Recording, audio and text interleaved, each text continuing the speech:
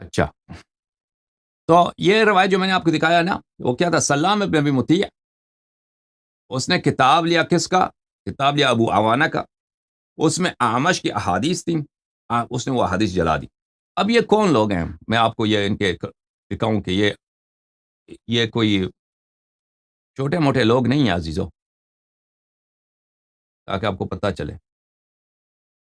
میں اب یہ مثال کے طور پہ دکھا رہا ہوں، اس طرح کے بہت سارے ہمارے پاس دلائل ہیں۔ یہ کتاب ہے سیر اعلام النبلا، چھاپ مؤسسۃ الرسالہ، جزء السابع۔ سلام ابن ابی مطیع، یہ راوی ہے بخاری کا، مسلم کا، ترمذی کا، نسائی کا، الامام الثقہ القدوہ، امام ہے ان کا، ثقہ ہے، قدوہ ہے۔ احمد بن حنبل نے کہا ثقہ ہے، صاحب سنہ ہے۔ ابو حاتم رازی نے کہا صالح الحدیث ہے۔ ابو سلمہ نے کہا کہ بصرہ میں سب سے وائز آدمی، سب سے حکیم آدمی یہی ہے۔ نسائی نے کہا کہ ثقہ ہے، ایک دفعہ کہا کہ اس میں کوئی مشکل نہیں ہے، کوئی باس نہیں ہے، ٹھیک ہے۔ پھر اگلے صفحے میں فرماتے ہیں کہ ولم ارى احدا من المتقدمین نسبه الى الضعف، میں نے کسی عالم کو نہیں دیکھا کہ کہے یہ ضعیف ہے۔ کس کو؟ سلام ابن ابی مطیع۔ اچھا، اس نے کیا کیا تھا؟ اس نے کتاب لیا تھا ابو عوانہ کے، تصنیف لیا تھا، ابو عوانہ کی تصنیف لیا تھا، اور اس میں اعمش کی احادیث تھے جس میں صحابہ کا کی بری باتوں کا ذکر تھا، اس نے جلا دیا تھا۔ تو ابو عوانہ کون ہے عزیزو؟ کتاب سیر اعلام النبلاء، جز نمبر 8، صفحہ نمبر 217، ابو عوانہ۔ ابو عوانہ عین، یعنی یہ بخاری، مسلم، ترمذی، نسائی، ابو ماجہ اور ترمذی، یہ سب اس سے روایت کرتے ہیں، چھ کے چھ اس سے روایت کرتے ہیں، کتب الستہ۔ والامام الحافظ الثبت محدث البصرہ، بصرہ میں سب سے بڑا محدث اس زمانے میں یہی تھا، اس کا نام ہے الوضاح ابن عبداللہ الیشکری الواسطی البزاز۔ یہ کپڑوں کا کاروبار کرتا تھا، بزاز تھا، لیکن یہ علم حدیث میں اپنے زمانے کا سب سے بڑا آدمی تھا۔ اچھا، کہا احمد ابن حنبل نے فرمایا یہ صحیح الکتاب ہے۔ عفان ابن مسلم نے کہا ابو عوانہ صحیح الکتاب ثبتا کثیر العجم والنقطی، کتاب میں یہ سب اس زمانے میں نقطے نہیں ہوتے تھے نا، یہ نقطے بھی لگاتا تھا اپنی کتاب میں۔ کثیر العجم، عجم بھی ہوتے ہیں نقطوں کو، یہ کتاب میں علامات لگاتا تھا، نقطے لگاتا تھا تاکہ حدیث میں کوئی غلطی نہ ہو۔ تو اس شخص کا کتاب لیا کس نے؟ سلام ابن ابی مطیع نے۔ اس میں کس کی احادیث تھے؟ اعمش کی احادیث تھی۔ اعمش کون ہے؟ سیر اعلام النبلاء، چھاپ مؤسسۃ الرسالہ، جزء 6۔ یہ اعمش ہے۔ سلیمان ابن مہران، صفحہ نمبر 226، سلیمان ابن مہران الامام شیخ الاسلام، شیخ المقرئین والمحدثین، قراء کا بھی شیخ ہے، محدثین کا بھی سب سے بڑا عالم ہے۔ اچھا، اس نے انس ابن مالک سے بھی اس کی ملاقات ہے، یعنی تابعی ہے خود، انس سے خود روایت کیا اس نے، بھلے وہ اتنا بڑا عالم، بخاری، مسلم سب اس سے روایت کرتے ہیں، ٹھیک ہے نا۔ سفیان ثوری نے کہا كان الاعمش اقرأهم لكتاب الله واحفظهم للحديث وعلمهم بالفرائض۔ سفیان ثوری کہتے ہیں، سفیان بن عیینہ نے کہا کہ اعمش قرآن کا سب سے بڑا قاری تھا، حدیث کا سب سے بڑا حافظ تھا، فرائض کا میں سب سے زیادہ افقہ عالم کون تھا؟ اعمش تھا۔ یحییٰ القطان نے کہا علامۃ الاسلام، مسلمانوں کا علامہ، عالم اسلام کا علامہ، اتنا زیادہ اس کی تعریف ہے بھائی۔ اچھا، اب آتے ہیں دوبارہ اس حدیث کی طرف، اس حدیث کی طرف عزیزو، وہی حدیث جو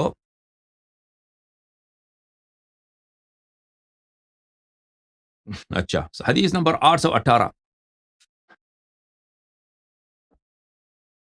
سلام ابن ابی مطیع نے عوانہ کی کتاب لیا اور اس میں اصحاب نبی صلی اللہ علیہ وآلہ وسلم کا ذکر تھا۔ کیا ذکر تھا اصحاب نبی نے؟ اس کے کرتوت ہے نا۔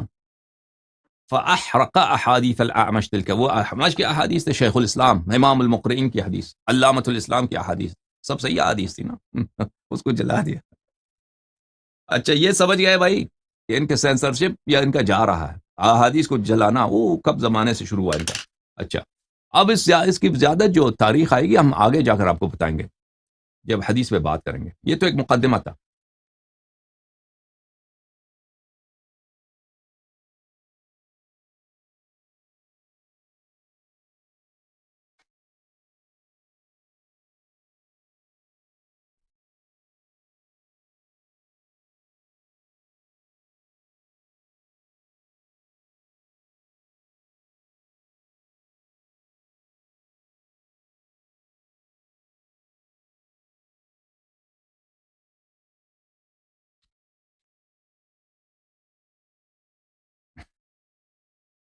اب یہاں پہ نقطہ یہ ہے عزیزو، اب اصل بات کی طرف آ رہے ہیں، وہ کیا ہے کہ رسول پاک صلی اللہ علیہ وآلہ وسلم تبوک سے واپس آ رہے تھے، تو صحابہ میں سے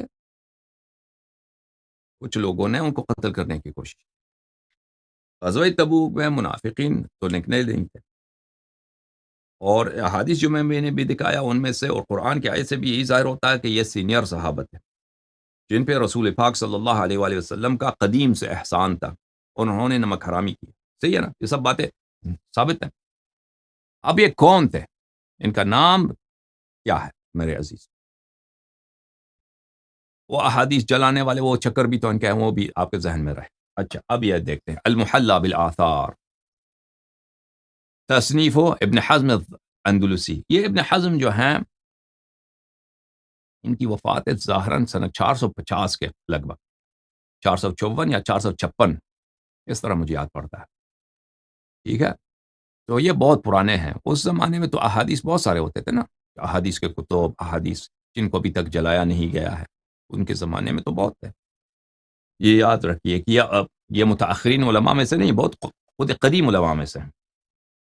یہ جو ہے ابن حزم ہے، المحلى بالآثار الجزء الثانی عشر، چاپ دار الکتب العلمیہ سنہ 1425 میں چھپی ہے یہ کتاب۔ یہاں پہ صفحہ نمبر 156، مسئلہ نمبر 2203۔ اچھا، کیا فرماتے ہیں؟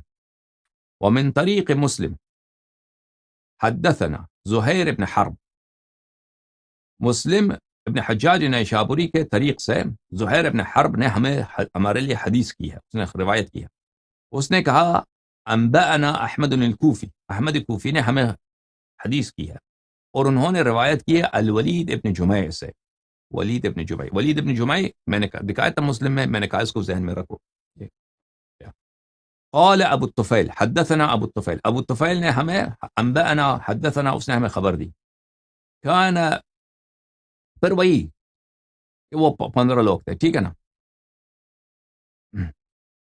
اسی حدیث کو نقل کیا ہے۔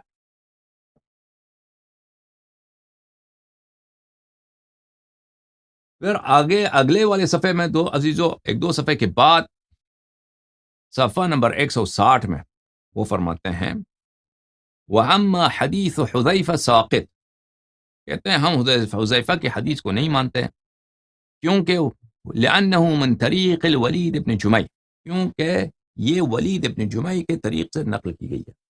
اچھا، کیا ہوا ولید ابن جمیع میں، ایسی کیا بات ہے؟ ہاں، نکتہ یہاں ہے، وہ حالکن، یہ بہت گناہکار شخص ہے، ولید ابن جمیع گناہکار شخص ہے، بہت فاسق آدمی ہے۔ ولا نراہ يعلم من وضع الحدیث، ولا نراہ يعلم من ولا نراہ يعلم من وضع الحدیث، ہم نہیں جانتے، ولا نراہ يعلم من وضع الحدیث، ہماری رائے میں اس کو پتہ نہیں تھا کہ اس حدیث کو کس نے وضع کیا ہے۔ ولید ابن جمیع کو پتہ نہیں تھا کہ اس نے کس نے حدیث کو، جھوٹی حدیث کو کس نے بنایا ہے۔ اچھا، فإنه قد روى، اس بتحقیق کہ ولید ابن جمیع نے حدیث روایت کی ہے اخباراً، بہت سارے احادیث، ان احادیث میں یہ موجود ہے فیہا ان ابا بکر، کہ ابو بکر نے، عمر نے، عثمان نے، وطلحہ نے، سعد وقاص نے ارادوا قتل النبی صلی اللہ علیہ وآلہ وسلم والقاءه من العقبة فی تبوک، کہ ان لوگوں نے ابو بکر، عمر، طلحہ اور سعد ابن وقاص، سعد ابن مالک، انہوں نے ارادہ کیا تھا کہ نبی کریم صلی اللہ علیہ وآلہ وسلم کو قتل کر دیں اور ان کو تبوک میں پہاڑی میں سے گرا دیں، ٹھیک ہے نا۔ یہ جملہ یاد رکھیں کہ پرانے زمانے میں احادیث بہت تھیں، ان احادیث کو جلایا گیا ہے، ختم کیا گیا ہے، ان کا پورا جو طریقہ کار ہے وہ صدیوں سے جاری ہے۔ لیکن ابن حزم شہادت کیا دے رہا ہے؟ شہادت دے رہا ہے کہ ولید ابن جمیع تو بڑا گناہ کار آدمی ہے، اس کو خود بھی پتہ نہیں احادیث کو کس نے وضع کیا ہے، کون سے احادیث، ہاں اس نے بہت سارے اخبار نقل کیے ہیں، ان اخبار میں اسم مذکور ہے، ان حدیث میں اسم مذکور ہے کہ ابو بکر، عمر، عثمان، طلحہ، سعد بن وقاص، ان لوگوں نے، یہی لوگ تھے جنہوں نے قتل نبی صلی اللہ علیہ وآلہ وسلم کا منصوبہ بنایا اور کوشش کی کہ ان کو پہاڑی سے گرا کے شہید کر دیں۔ ٹھیک ہے نا. پھر وہ کہتا ہے وَهَذَا هُوَ الْكِذْبُ الْمَوْضُوعُ، یہ کذب ہے، یہ جھوٹ ہے. یطعن اللہ تعالی واضعہ، کہ اللہ تعالیٰ جس نے جھوٹ کو بنایا اور اللہ تعالیٰ اس سے حساب لے گا. لیکن عزیزو یہ کہتا ہے یہ جھوٹ ہے. کیوں جھوٹ ہے؟ کہتا ہے تو ولید ابن جمع نے روایت، اور ولید کو پتہ بھی نہیں ہے کہ کس نے اس کو حدیث کو بنائی. میرے عزیزو پہلی بات تو یہ ہے کہ یہ شہادت دے رہا ہے کہ ابن حزم کے زمانے میں اس میں بہت ساری احادیث تھی کہ اس میں اس کے نام موجود، ان گروہ نے جنہوں نے یہ کام کیے تھے ان کے نام موجود تھے. ٹھیک ہے نا، ان کے نام موجود تھے کہ یہ لوگ نے اب لوگوں نے منصوبہ بنایا تھا قتل کرنے کی، لیکن قتل کرنے کا منصوبہ بنایا تھا جن کا نام موجود ہے ابو بکر، عمر، عثمان، طلحہ، سعد بن وقاص. انہوں نے کوشش کی تھی قتل کرنے کی، تو ان کا نام ہمیں مل گیا. اب جہاں تک یہ بات ہے کہ ولید ابن جمع خود جو ہے وہ کیا ہے، فاسد ہے، اس لیے کہ اس نے یہ روایت کی ہے، اس لیے کہ اس نے روایت کی ہے. اس کا جواب اور یہ کہ اس کو خود بھی نہیں معلوم کہ ان حدیث کو کس نے وضع کیا ہے.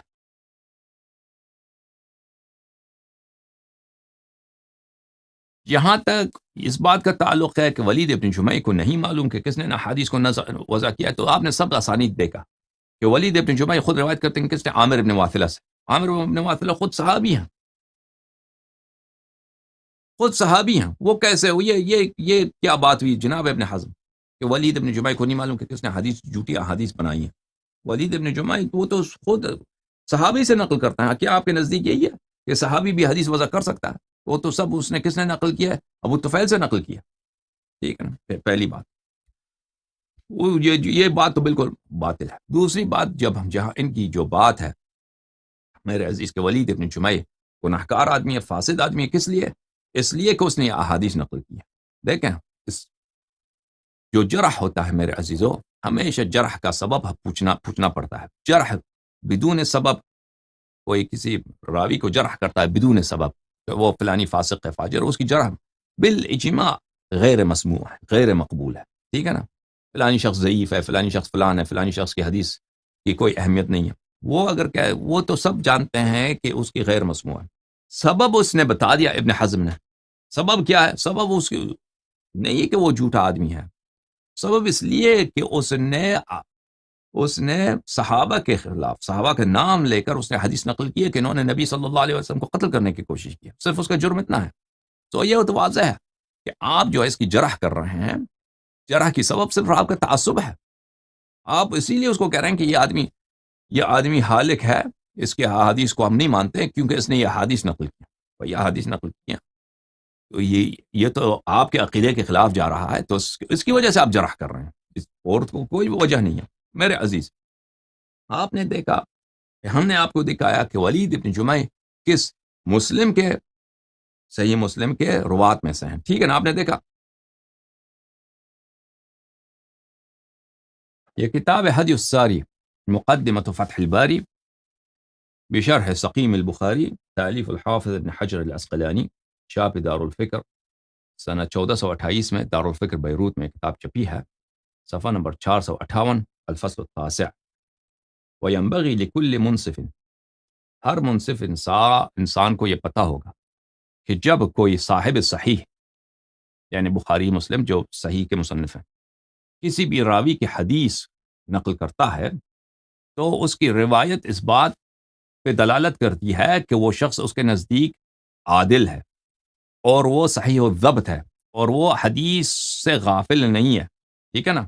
جب بخاری کہتا ہے کہ میرے سب احادیث صحیح ہیں، یہ حدیث صحیح ہے، یہ حدیث صحیح ہے، تو اس کا مطلب ہی یہی ہے کہ اس کے سب روات اس کے نزدیک عادل ہیں، ان کے نزدیک وہ جو ہیں ان کا حافظہ صحیح ہے، ضبط صحیح ہے، اور وہ حدیث نقل کرتے ہوئے وہ حدیث کے معنی سے غافل نہیں ہے.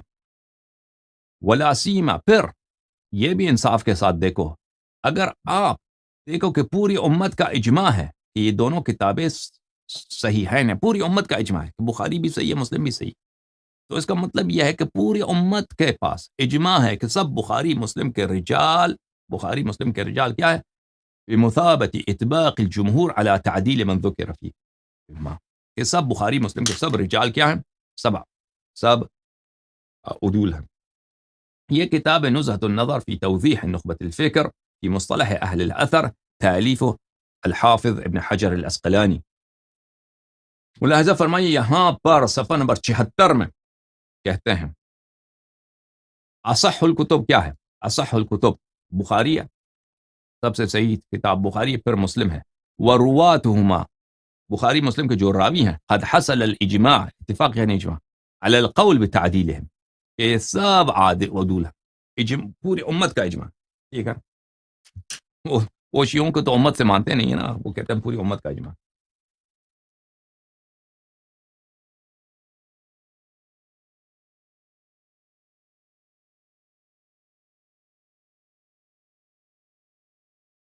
یہ کتاب قطر الولی علی احادیث الولی، تالیف الشوکانی، چھاپ دار الکتب الحدیثہ بمصر۔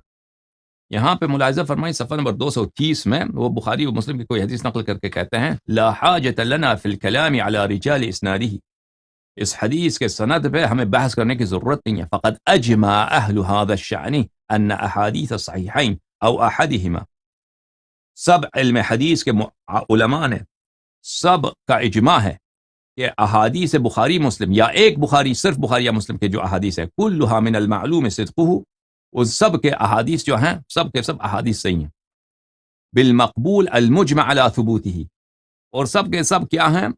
اجماع ہے کہ یہ سب صحیح ہیں۔ وعند هذا الاجماعات تندفع كل شبهة وتشکیک، اور اس اجماع کے ساتھ ہر قسم کا کسی بھی شبہ پہ ہم بیان نہیں پہ نہیں کریں گے، دھیان نہیں دیں گے۔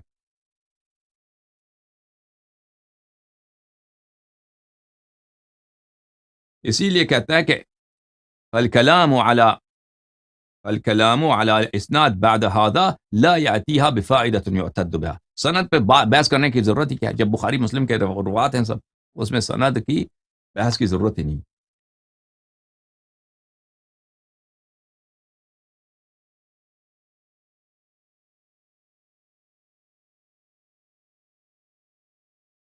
اچھا، جب یہ پتہ چلا عزیزو تو ہم نے دکھایا آپ کو کہ ولید ابن جمع وہ مسلم کے روات میں سے ہیں، ٹھیک ہے؟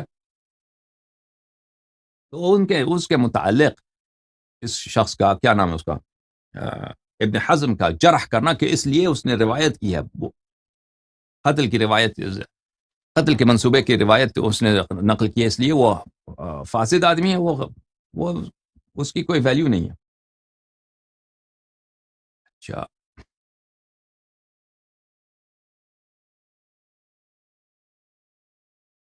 یہ کتاب تاریخ و اسماء الثقات للحافظ ابی حفص عمر بن شاہین متوفى 385، چھاپ دار السلفیہ، جو سنہ 1984 میں چھپی ہے۔ ملاحظہ فرمائیے باب الواو صفحہ 245 میں قال احمد بن حنبل نے کہا الولید بن جمیع لیس به باس، احمد نے کہا کہ ولید ابن جمیع کے حدیث میں کوئی مشکل نہیں ہے، لیس به باس، اس کے حدیث میں کوئی کسی قسم کی ضعف نہیں ہے، کسی قسم کا اس میں شک کی بات نہیں ہے۔ سؤالات ابی داود سلیمان ابی داود، سؤالات ابی داود صاحب السنن، احمد ابن حنبل سے ابو داود سجستانی کی جو سؤال ہیں جرح و تعدیل میں، ٹھیک ہے؟ یہ کتاب چھپی ہے مدینہ منورہ مکتبۃ العلوم والحکم سنہ 1994 میں۔ ملاحظہ فرمائیے صفحہ نمبر 303، قلت لأحمد، ابو داود سجستانی جو سنن ابی داود کے جو مصنف ہیں، وہ کہتے ہیں میں نے احمد سے پوچھا الولید ابن جمیع قال لیس به باس، تو اس نے کہا کہ اس کے حدیث میں کسی قسم کا کوئی بھی شبہ نہیں ہے، شک نہیں ہے، کوئی ضعف نہیں ہے اس کے حدیث میں۔ یہ کتاب ہے کتاب الجرح والتعدیل، تالیف ابن ابی حاتم الرازی، ٹھیک ہے عزیزو؟ جلد نمبر 9 صفحہ نمبر 8، باب العین، الولید ابن عبداللہ ابن جمیع الزہری روى عن ابی الطفیل، ابو طفیل سے وہ روایت کرتے ہیں۔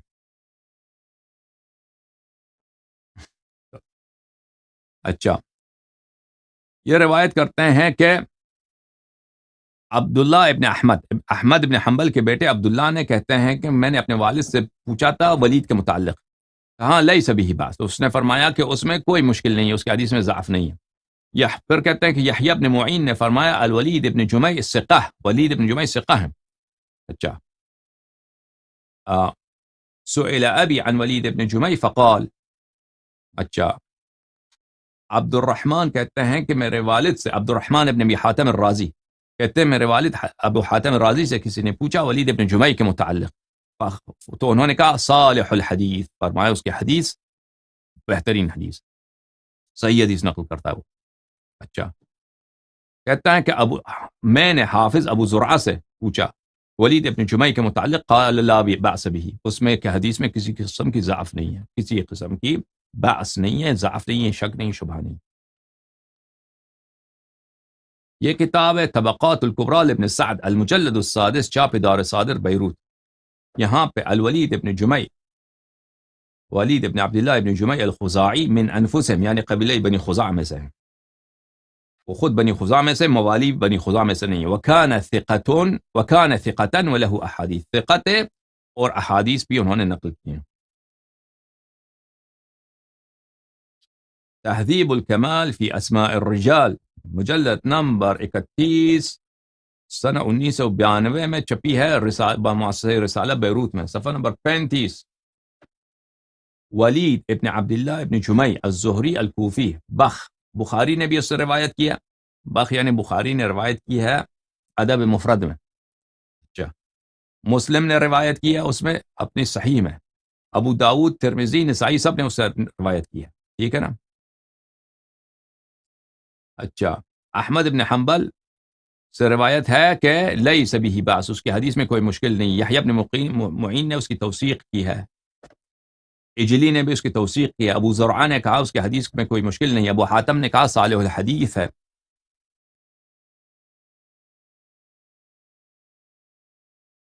عامر بن علی کہتے ہیں کان یحییٰ بن سعید لا یحدثنا عن ولید ابن جمیع، یحییٰ بن سعید ولید ابن جمیع سے حدیث نقل نہیں کرتے تھے، لیکن بعد میں انہوں نے اس سے پلٹ گئے، مرنے سے پہلے پھر بھی انہوں نے شروع کیا تھا حدیث نقل کرنا ولید ابن جمیع سے، یعنی ان کی رائے بدل گئی تھی کہ یہ ثقہ ہیں. ابن حبان نے ان کو کتاب ثقات میں ذکر کیا ہے، بخاری نے ادب مفرد میں ان سے روایت کیا، اور سب باقی سب نے ان سے روایت کیا ابن ماجہ کے علاوہ. ابن ماجہ نے نقل نہیں کیا، باقی ترمذی، ابو داود، نسائی، مسلم سب نے ان سے حدیث نقل کی.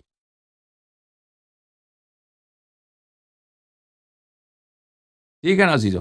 تو اس کا نتیجہ کیا ہوا؟ نتیجہ یہ ہوا عزیز کہ صحیح حدیث کے ساتھ ثابت ہے کہ صحابہ نے غزوہ سنہ 9 ہجری میں تبوک سے واپسی پر انہوں نے رسول پاک صلی اللہ علیہ وآلہ وسلم کو قتل کرنے کی کوشش کی. ہمارے پاس جو معروف مشہور کتب فی الحال ہیں اس میں ذکر نہیں ہے، نام نہیں ہے کہ کون صحابت ہے، لیکن اس سے پتہ یہ چلتا ہے کہ صحابہ سینئر صحابت ہے جن پہ رسول اللہ صلی اللہ علیہ وآلہ وسلم اور اللہ کا احسان بڑا تھا، لیکن انہوں نے نمک حرامی کی تھی اور قتل کرنے کی کوشش کی. ابن حزم کے جو سنہ 450 کے لگ بھگ ان کی وفات ہے، وہ فرماتے ہیں ہمارے زمانے میں ایسے احادیث، بہت سارے احادیث ہیں ولید ابن جمیع سے، جس میں ذکر ہے کہ وہ قتل کرنے والے لوگ کون تھے، ابو بکر تھا، عمر تھا، عثمان تھا، طلحہ تھا اور سعد بن وقاص تھے، ان میں شامل تھے. لیکن وہ احادیث صحیح نہیں ہے، اس لیے کہ ولید ابن جمیع نے ان کو روایت کی.